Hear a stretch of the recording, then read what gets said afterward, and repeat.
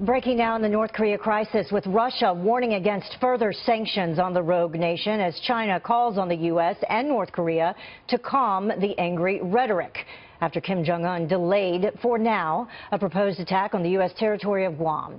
President Trump tweeting today, Kim Jong-un of North Korea made a very wise and well-reasoned decision. The alternative would have been both catastrophic and unacceptable. Joining us now, Claudia Rosett. She's a foreign policy fellow at the Women's Independent Forum. Thank you very much for joining us.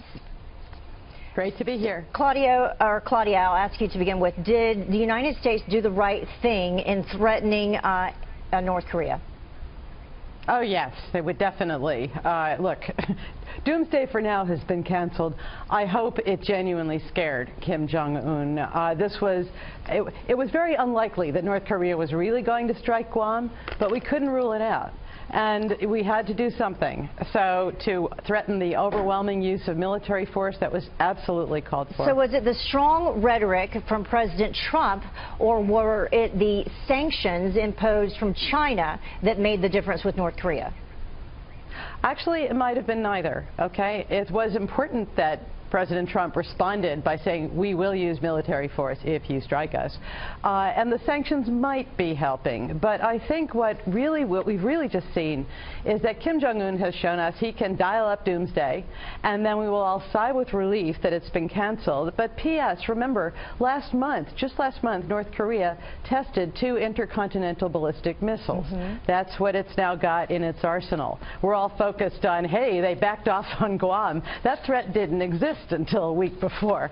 That's North Korea's classic shakedown racket, and we should expect more crises to come. But the difference is this is a different administration, and they're clearly being much more forceful. So what if they do follow through eventually and launch another missile towards Guam?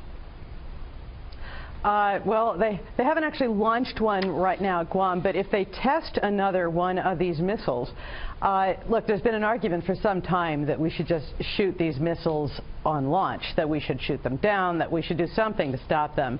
I think there's a great deal to be said for that. We have got to do more in the end than words. And I don't have any great faith in the sanctions. China right now is making a great display of how it's now enforcing sanctions. China has signed on to every sanctions resolution since 2006 at the UN, 7 of them. Doesn't enforce them. No. Exactly. Especially the problem with coal. is, precisely, these tend to erode. So what are we looking at? Something needs to convince Kim Jong-un that this really just won't stand. He can't be Dr. Doomsday. That's too dangerous for us, for the world. I actually think the only real solution is his regime has to go. The question is there a way to is there a way to do it without a hot war? Yeah, we've said that the regime change is not our goal. Claudia, we had a lot of breaking news, so we have to wrap you up. Thank you so much.